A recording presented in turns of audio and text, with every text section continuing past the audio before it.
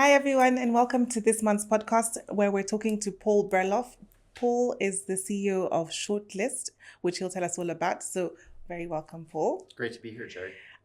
Paul, I was surprised to hear that you're actually a lawyer by training. Why were you not interested in pursuing the law? Yeah, it was not that I wasn't interested in law. It was more that I was called to other things more. Going into law school, I wasn't really sure why I was going to law school. It was a period of life where I was trying to figure out what was calling to me in the world.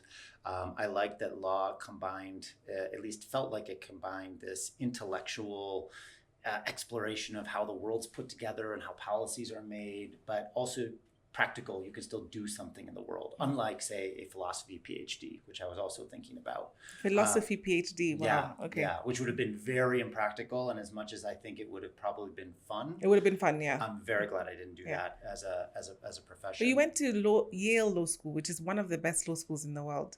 How was that? How did that experience shape your understanding of what law practice requires? Maybe that's the off-putting thing. Yeah, no, I think Yale's a funny law school because the joke is that it's not really a law school. Oh, really? It doesn't teach you to do law. It teaches you to go be a politician.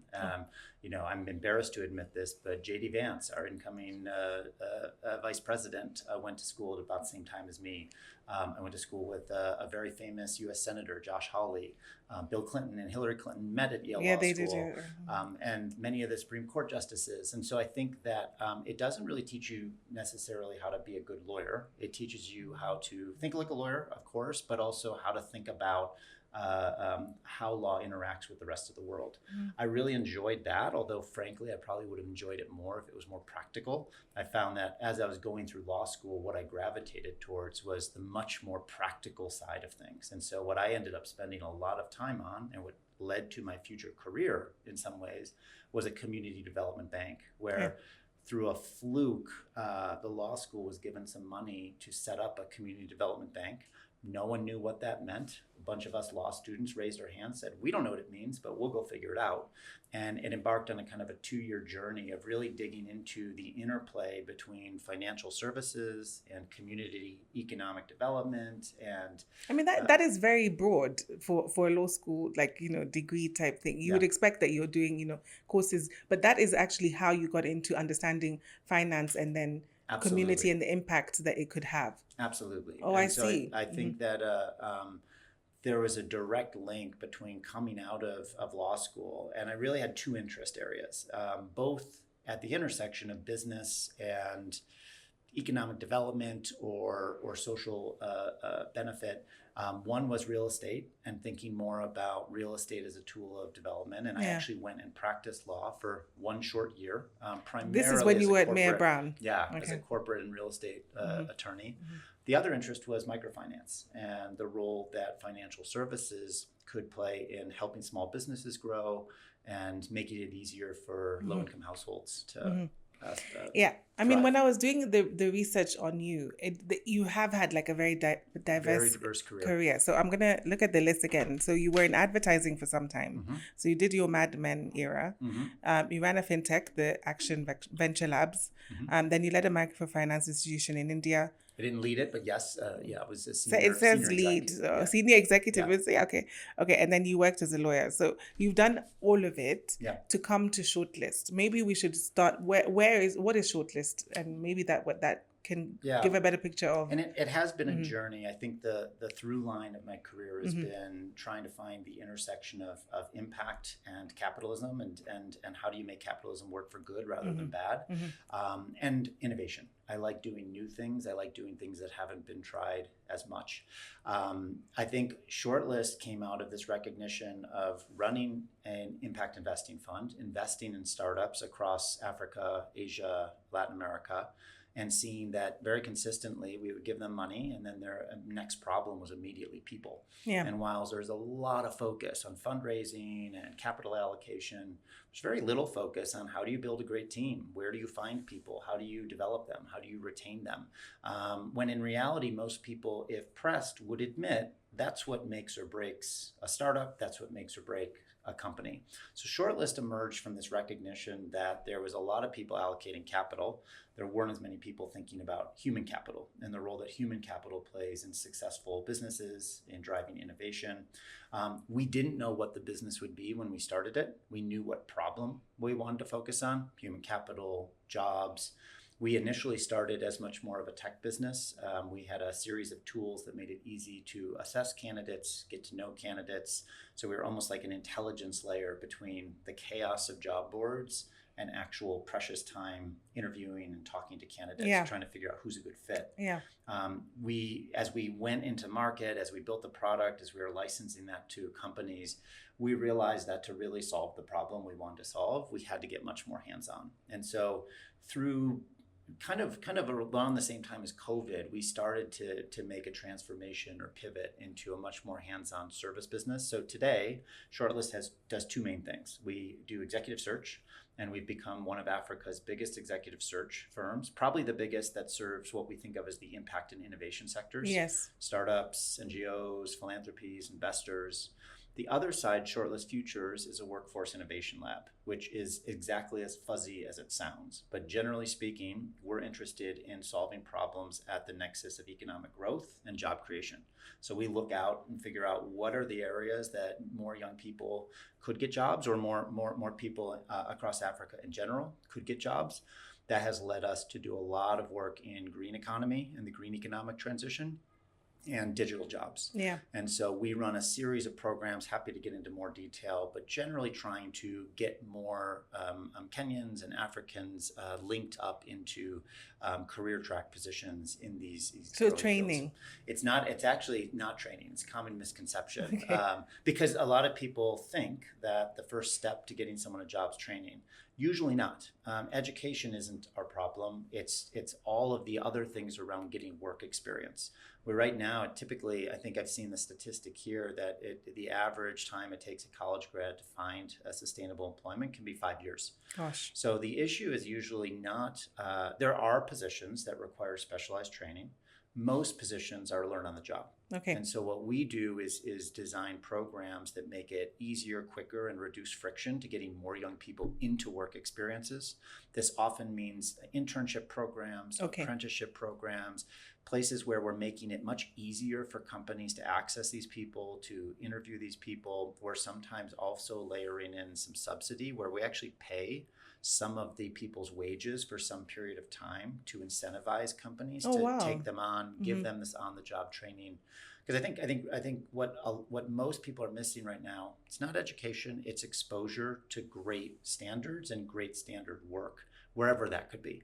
And so we're just trying to get more people. Where do you get the money for the subsidies? So we design these programs in partnership with philanthropies and donors. There's, the macro picture is a fascinating and scary and potentially high opportunity one, where 11 million Africans enter the workforce every year for 3 million jobs. So we really do have a jobs crisis. We don't have a talent crisis. We have all the talent in the world, but it's where do we get people productively working? There are a lot of foundations and donors and government agencies around the world and within Africa that really care about that. And so what we do is come with some ideas, help use the funders as partners to shape those ideas, and then implement those, usually with their funding. Sometimes employers and private sector actors pay something. Many times it's all funded by the donors. I have so many questions but emanating from this. The first one is on Shortlist itself. You said that you started off thinking it was a fintech company, but actually you figured out that it's more hands-on. But we are all talking about AI and how AI is going to shape the world and how human capital will be decreased as a result of, the AI, the place that AI can take in the world. How do you feel about that kind of conversation? Is it true?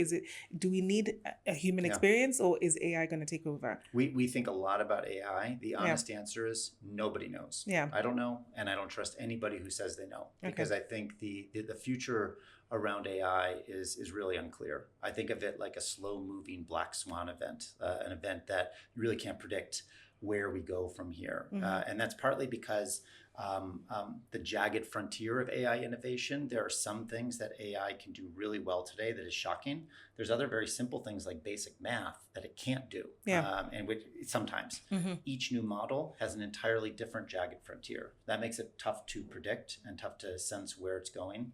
The other issue is just human systems. Technology can do one thing, but can only move at the speed at which human systems can adapt. And that's very unclear. My personal view is, unfortunately, I think AI is poised to make some pretty significant impacts on labor demand.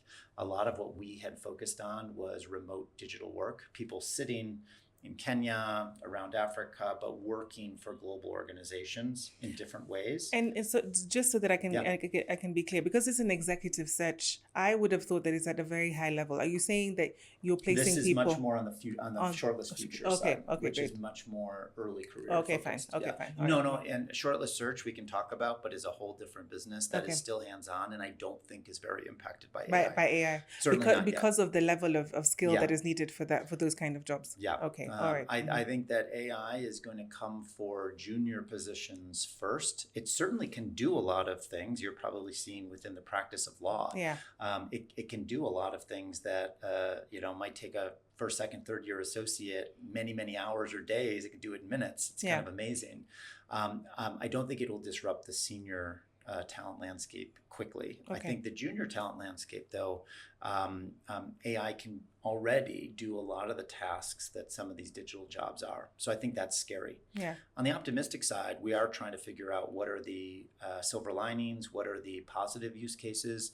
We've actually just launched a fund with Gates Foundation that will focus on funding and learning alongside innovative generative AI use cases to promote women's economic empowerment, specifically looking at ways that generative AI can be used to improve incomes through access to markets, access to finance, access to knowledge, access to jobs. And so we are actually just launching that right now, and we'll get into full swing next year. So we are hopeful that we will absolutely find some positive use cases. I do think it's something we all have to keep our eye on as we look ahead. Yeah. The other question I have is on the executive search function. For that, is it businesses coming to you and saying, look, we're looking for someone at the senior level, please recommend someone? Is that how it works? That's right, except it's less about recommending someone and more about managing a full end-to-end process on behalf of the client to figure out who's the best person. Okay. And this is something we didn't do any executive search before about 5 years ago. My co-founder and I knew nothing about it. Before we started this company, we thought exec search was this silly space where, you sit down with an exec search consultant for coffee and then they just kind of like give you a name. Yeah, exactly. That's not good executive search.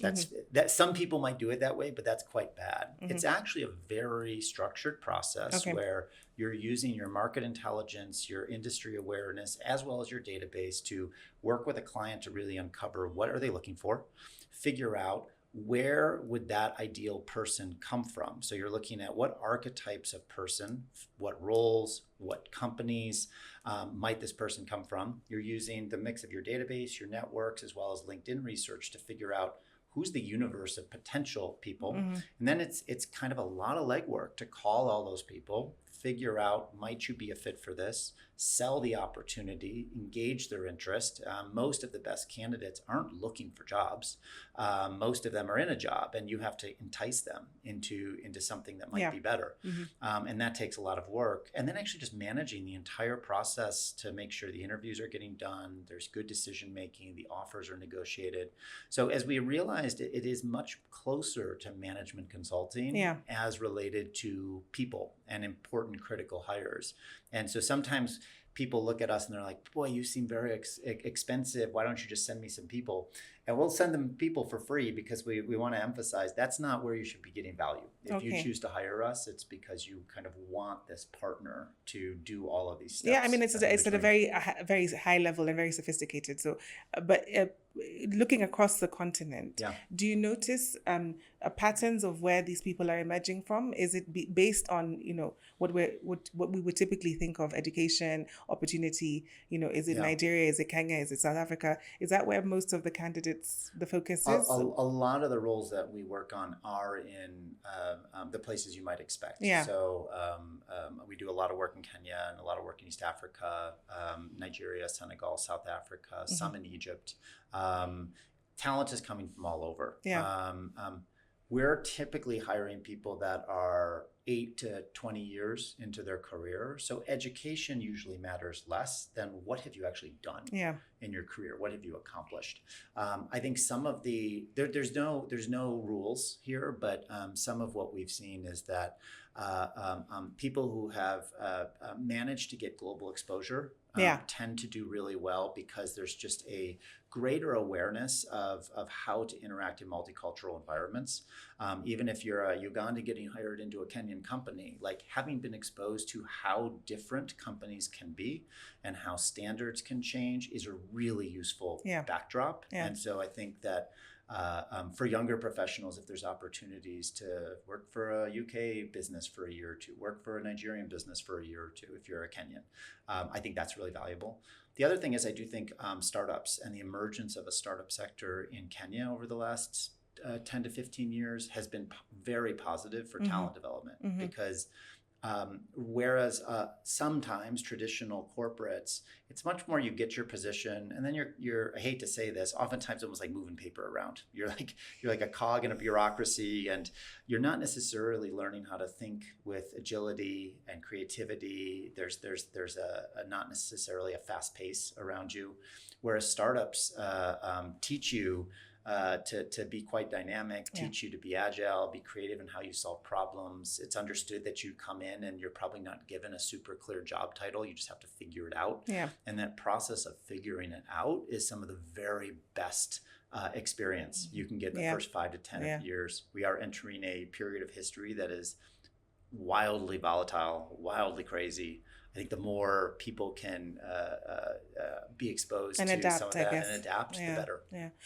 So from that, do you see an emergence of the cultural nuances between different candidates that affect the way in which they think and the way in which they can be positioned into companies? Yeah, definitely. I think that it's hard to generalize, but I think that is one of the things that as we are evaluating fit, we're looking at. We're trying to get a sense of what is the company culture. And when I say culture, I mean, not just kind of like a fuzzy sense, but more like concretely, what are the norms or behaviors that seem to dominate this kind of company? Is this the kind of company that's kind of loose and divergent thinking and creative and people show up for impromptu brainstorming sessions and then, scatter and do things? Or is this a company that writes, very responsive emails within 5 hours of receiving emails, shows up in meetings on time, schedules everything in like an electronic calendar? How would you know though? You would have to have had. You can get a sense. From the internet. It's almost more meta.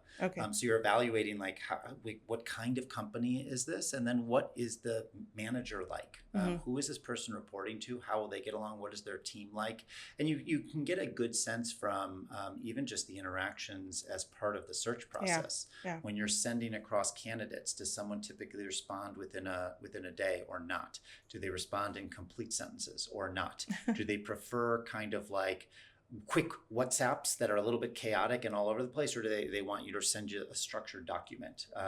Do they show up on time to the meetings you have scheduled, or they show up while picking up their kids from school and in a bit of a chaotic state? And you start to pick up like what kinds of people. Okay. I mean, the real question, I guess, for any candidate that's listening is what can they do to make themselves, and you said it, I think you said it right, that most of the candidates you'd be looking for at an executive level would not necessarily be looking for a role. Yeah. But if there are people who are looking for roles, what kind of things can they do in order to best prepare themselves for an executive position, such as the ones that you guys are looking for? Yeah, I'd say two things jump top to mind. One is know yourself. I'm surprised how many people might get tripped up by a question as simple as tell me about yourself. And start going all over the place. Knowing yourself means knowing like what are your most what accomplishments are you most proud of? It means knowing like what do you think of as your strengths and weaknesses, and not so that you can answer a question on weaknesses like I work too hard. That's not what I mean. I mean genuinely. What are the contexts in which you thrive? What are the contexts in which you struggle? And that helps you evaluate fit as well. So knowing yourself.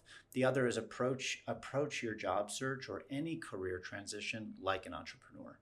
Don't think of it as a passive activity of clicking apply and hoping for the best. I think the people that get the best outcomes, whether it's applying for a job or creating their own job, are the people that if they see a job that's posted that they're interested in, they figure out who is the hiring manager, who is the HR manager, and how can I get introduced to that person.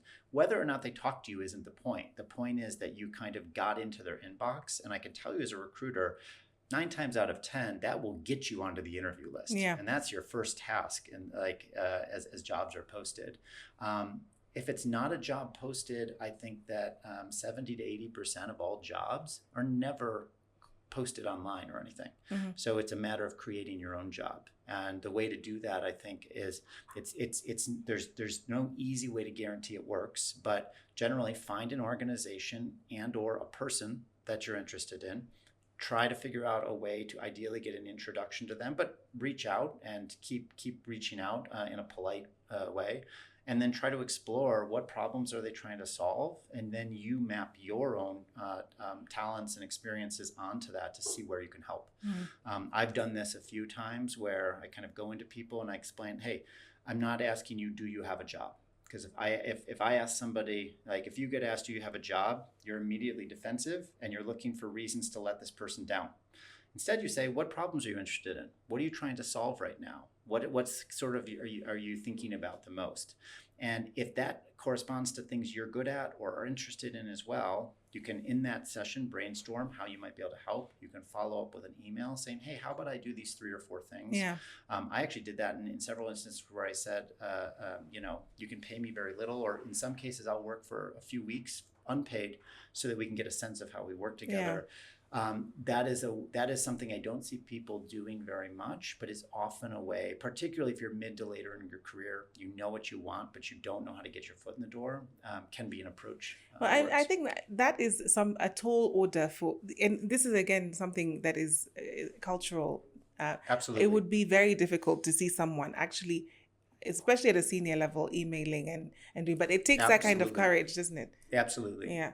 And courage is rewarded, and I do think it's one of the things. This is not true across Africa, but within Kenya, I think I see that there's a wonderful politeness and humility. Yes.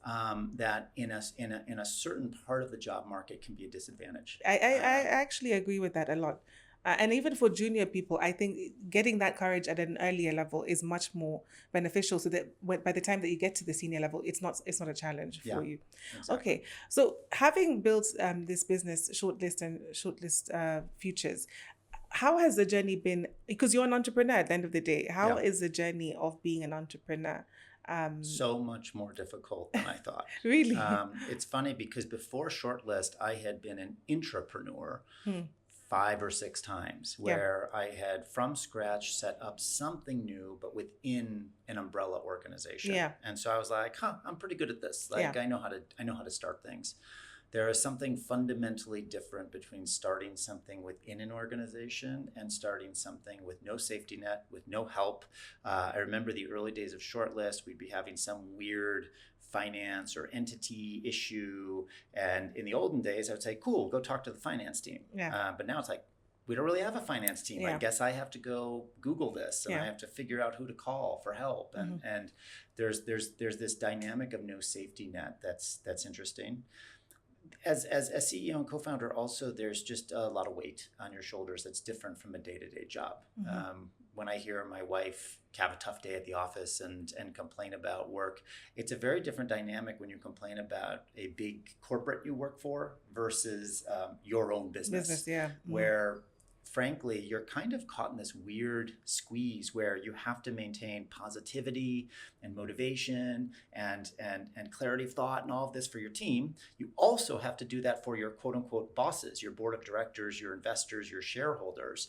And so you realize one of the challenges, and this is getting more attention now, is mental health could suffer because you get burned out. You're always faking it till you make it, and that can get exhausting. I know that this is oftentimes I try to make it look relatively clean and easy. I mean, you're making it sound very relatively easy. Easy. There have been so many sleepless nights. I remember when we first fundraised.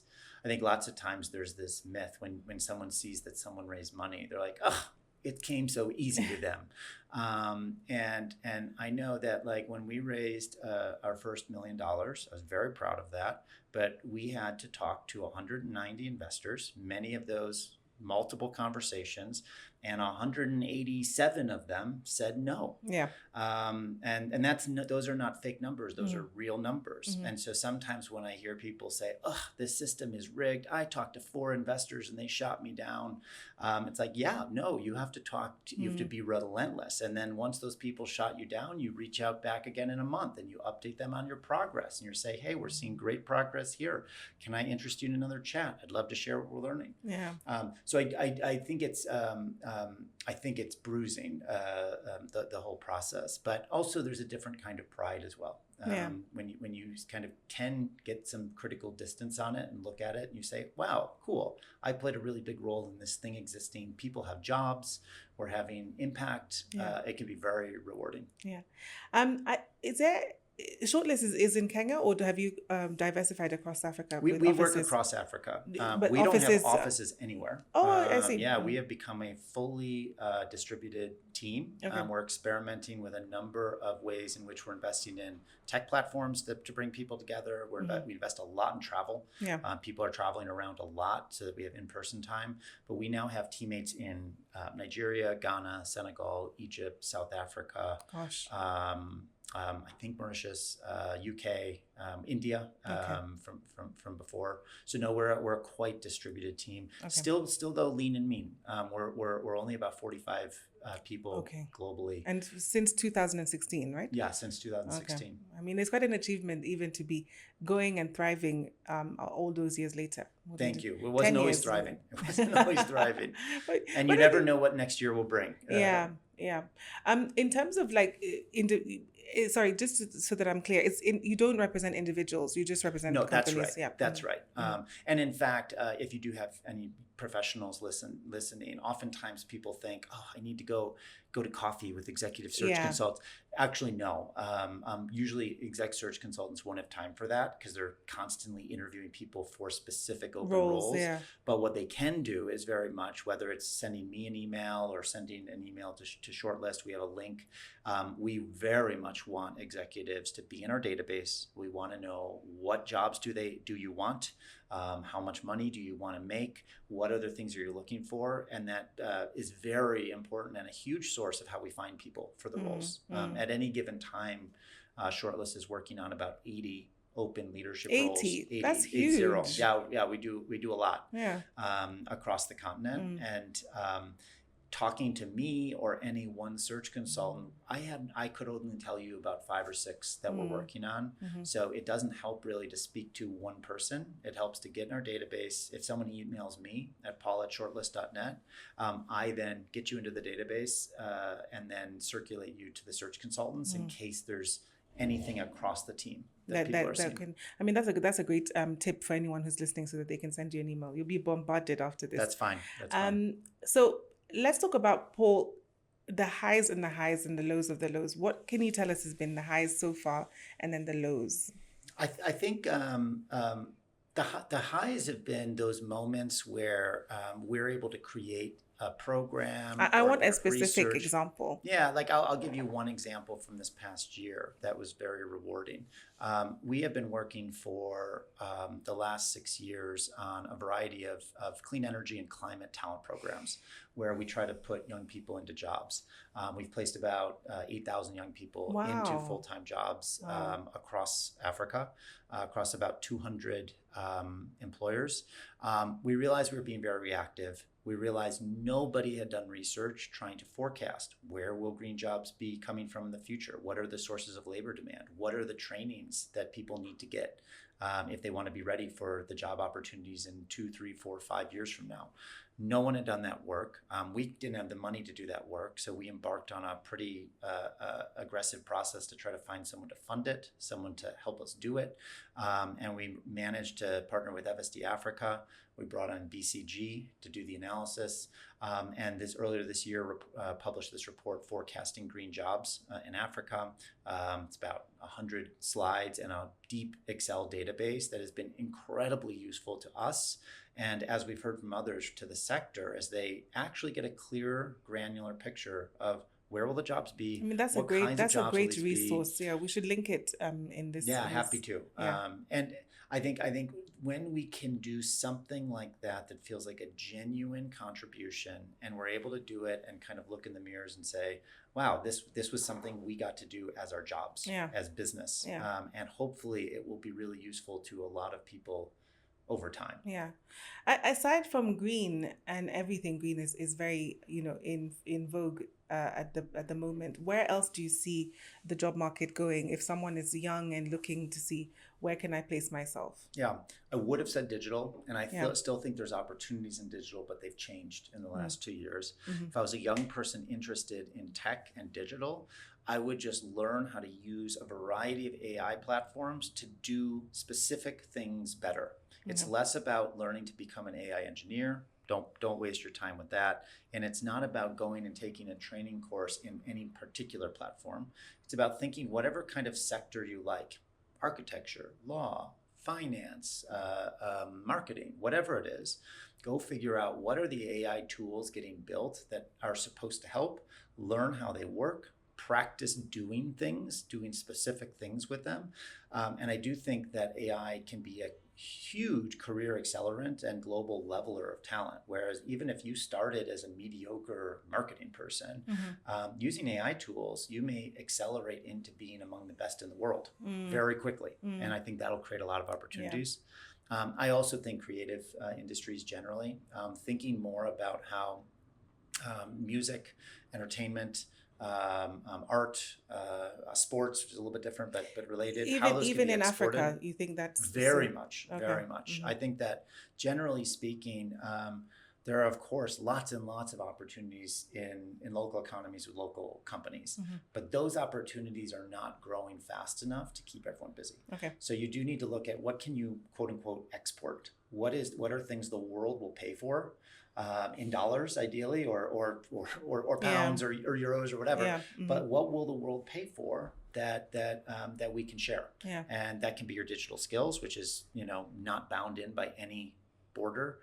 That can be artwork. That can be music. I mean, seeing Burna Boy at the All-Star weekend was I think a really interesting moment of recognition.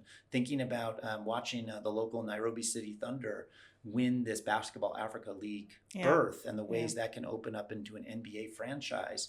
That's exciting. Those are little pockets of economic development and opportunity creation that I think are exciting. Yeah. So it's almost letting people follow like their intrinsic passions a little bit more and opening up to those. I love that idea, because when I was definitely going to university, there was no this discussion of passions. It was definitely do something that is going to guarantee your future. Yeah. I like that idea. In terms of looking for traditional jobs and merging them with AI, do you still need the qualifications? If you're an architect or if you're a lawyer, do you still need to be actually able to practice before you can then, to then seamlessly merge the AI just for young people. You can't just say, oh, I'm interested in law, but I just don't want to be a lawyer, right? Yeah. Great question. You might know better than me as the lawyer, but I actually don't know, because you could do away with the qualification and just rely simply on the. Law is a great example. I believe this is a somewhat controversial, cutting-edge area of law. Is what, at least in the United States, what constitutes the practice of law. If you send a client request for a specific contract form into AI and it spits you out a first draft, is that a practice of law? It's unclear, because right now in the United States, at least, you have to be barred. You have to have graduated from law school and been barred somewhere. The same. The same here. Same here. Yeah. So I think it's changing. I think there's different. I think people are figuring out what are the limits. Where does it fit? I think it's probably easiest to start in places where you don't need any sort of certification. Coding, data science, marketing. Those are all areas where nobody expects you to necessarily have gone to school. You might have gone to school to have learned it, but you don't have to. There's plenty of self-taught data scientists, self-taught software engineers.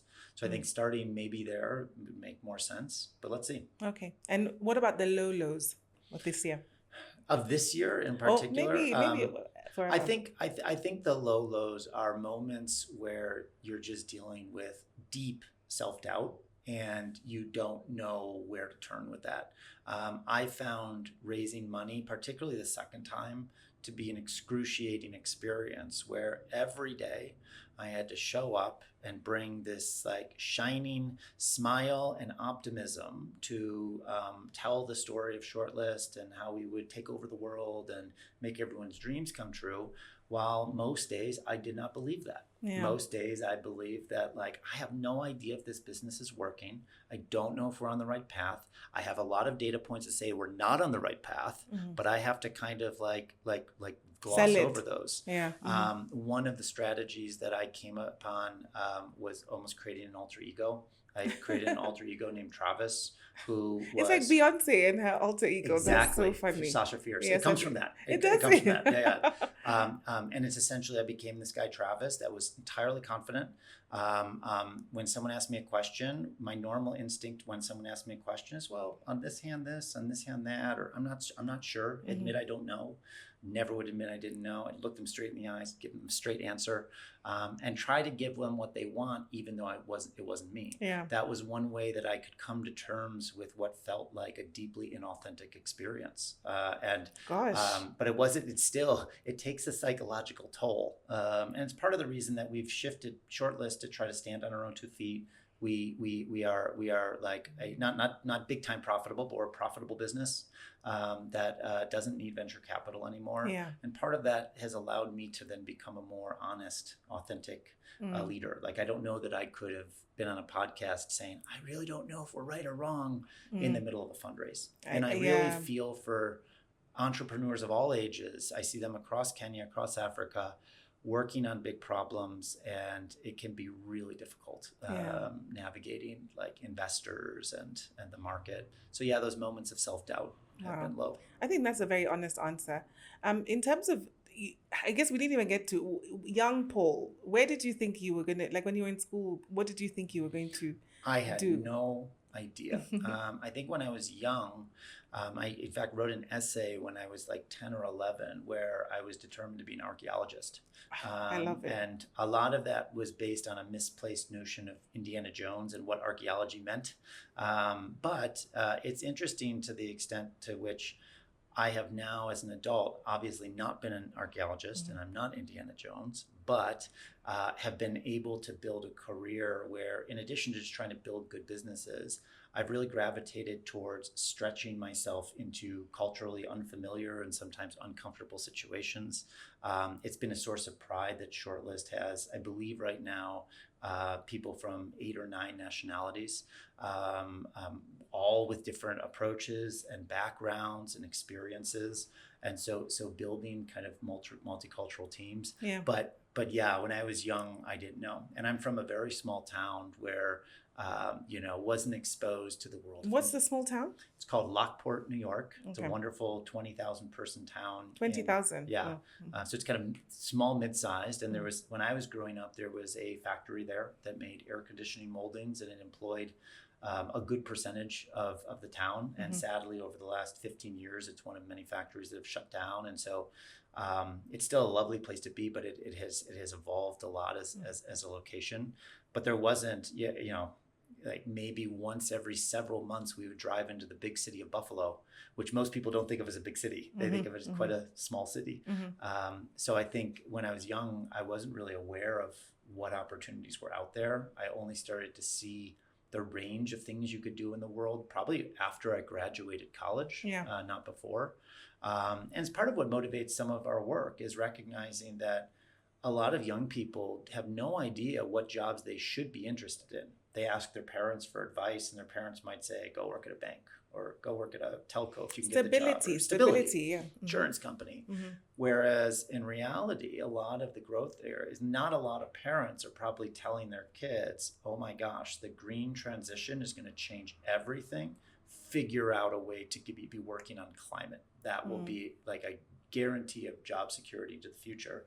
Most people aren't thinking that way. But that message needs to be much more, it can't be disseminated just at this level. It needs to be at the, from a public perception level, and from parents who are, taking their children to school and expecting them to do the traditional jobs that they wish they had done. Yeah. Right? Okay. Predictions for 2025. Wow, it's a pretty dynamic moment. So predictions are dangerous. Yeah. I think one is we will absolutely start to see AI filter into day-to-day life more. I think normally I would say I would be more skeptical of that, but I think it's become so usable, so cheap, so easy, and there's so many people working on it that I do think we'll see a lot more applications, and I hope we can work on that. I hope that we continue to see progress in growing a diversity of climate positive organizations. I think that over the last decade, across many parts of Africa, there's been a big push around clean energy, and that's very exciting. There's been a big proliferation of household solar and geothermal in Kenya and different creative approaches.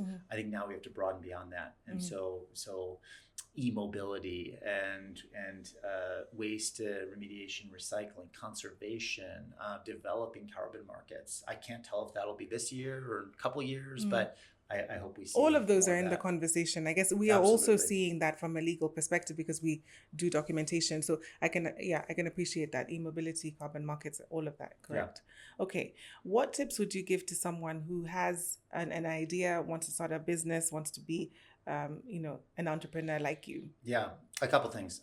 One, fall in love with the problem, not the solution. So I think that there's a tendency when people think of what entrepreneurship means, you need an idea. I don't think you really need an idea. I think you need to know some specific problem or opportunity space generally, some dynamic space where there's new things happening that you can do something new, and then just investigate into it and start something from that. I think that very often your first idea or your first solution won't work. Second one probably won't work. In our case, it was maybe the fourth or fifth one that ended up starting to work. If you're obsessed with your one solution, you get tunnel vision and you probably won't make it work. Whereas if you're loyal to the problem, not the solution, that can guide you better as a North Star. The other is just do it. I get sometimes frustrated when I hear or see entrepreneurs who are, spending a year or a year and a half talking about an idea and thinking about it, analyzing every which way. You don't really learn anything useful until you've launched something, or you're engaged in something, or you put your flag in the ground and you say, this is what I'm going to be about. And then that thing will move and change because once any idea hits the market, it evolves very quickly. But if you really are serious, then you got to start doing something. Doesn't mean you have to quit your job.